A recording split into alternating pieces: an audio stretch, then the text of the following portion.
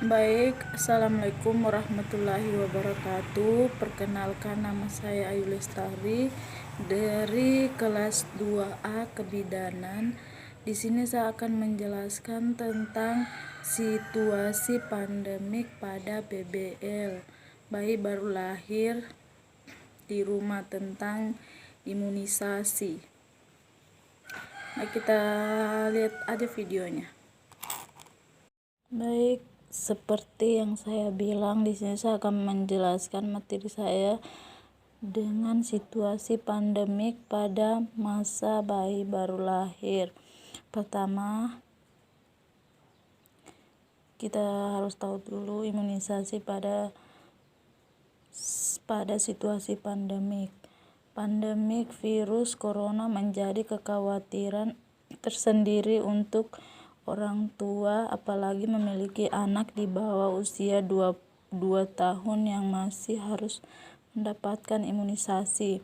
Sini banyak kekhawatiran ibu yang bertanya, haruskah anak imunisasi saat pandemik virus corona pada saat ini? Sini, ya, seperti yang kita ketahui, kekebalan tubuh si kecil berbeda dengan orang dewasa sehingga ia harus mendapatkan perlindungan dari vaksin atau imunisasi yang dapat mencegah penyakit yang berbahaya. Sini ada lagi kekhawatiran ibu. Di sini ada keresahan orang tua, pengen sih vaksin anak tapi galau banget, harus bawa dia rumah sakit. Seperti yang kita tahu, rumah sakit, puskesmas, dan posyandu ia tempat umum di mana orang sakit memeriksa dirinya. Nah, di sini ada kita jelaskan. Sini untuk menjawab keresahan orang tua, Ikatan Dokter Anak Indonesia atau IDAI menghimbau beberapa hal terkait imunisasi saat anak pandemi virus corona saat ini. Disebutkan ada beberapa hal perlu diperhatikan orang tua bila ingin membawa anak untuk melakukan imunisasi di rumah sakit atau puskesmas, yaitu sebagai berikut. Imunisasi tetap harus diupayakan lengkap sesuai usia. Panduan jadwal imunisasi tetap mengikuti rekomendasi yang berlaku. Kedua, imunisasi hepatitis HBO, EBO, BCG, polio, dan DPT, HIV, hepatitis B1 harus diberikan sesuai jadwal agar anak terlindungi. Di sini ada ketiga, fasilitas kesehatan mengatur pemesahan pelayanan imunisasi dari pelayanan anak sakit, pemisahkan dalam berupa area khusus untuk bayi dan anak sehat. Bila bayi dan anak yang akan dibawa kunjungan untuk imunisasi, sebaiknya dibuat janji temu agar waktu kunjungan dapat diatur dengan baik.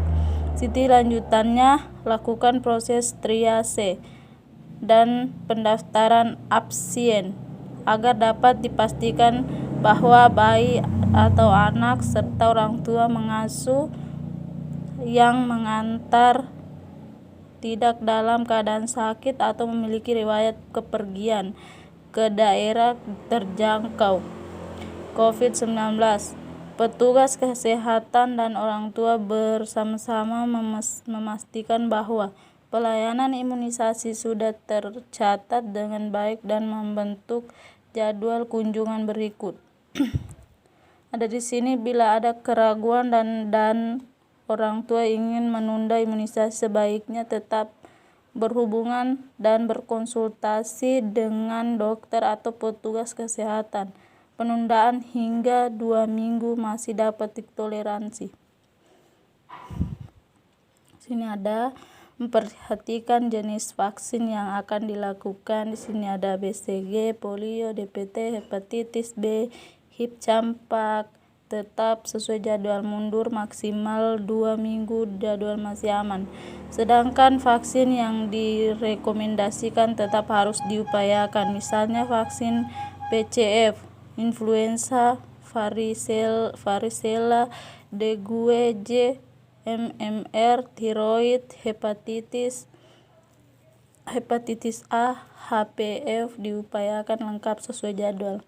Sini ada cara pemberian vaksin. BCG disuntikan intrakutan, DPT disuntikan intramuskular, polio diteteskan melalui mulut, campak disuntikan subkutan, hepatitis B disuntikan intramuskular. Efek samping pemberian yaitu pemberian imunisasi dapat menimbulkan panas atau demam. Pemberian vaksin BCG akan menyebabkan jaringan perut pada bekas suntikan yang sebelumnya akan memerah dan bengkak. Terima kasih, itulah dari presentasi saya. Baik, itulah tadi penjelasan dari materi saya tentang imunisasi pada BBL.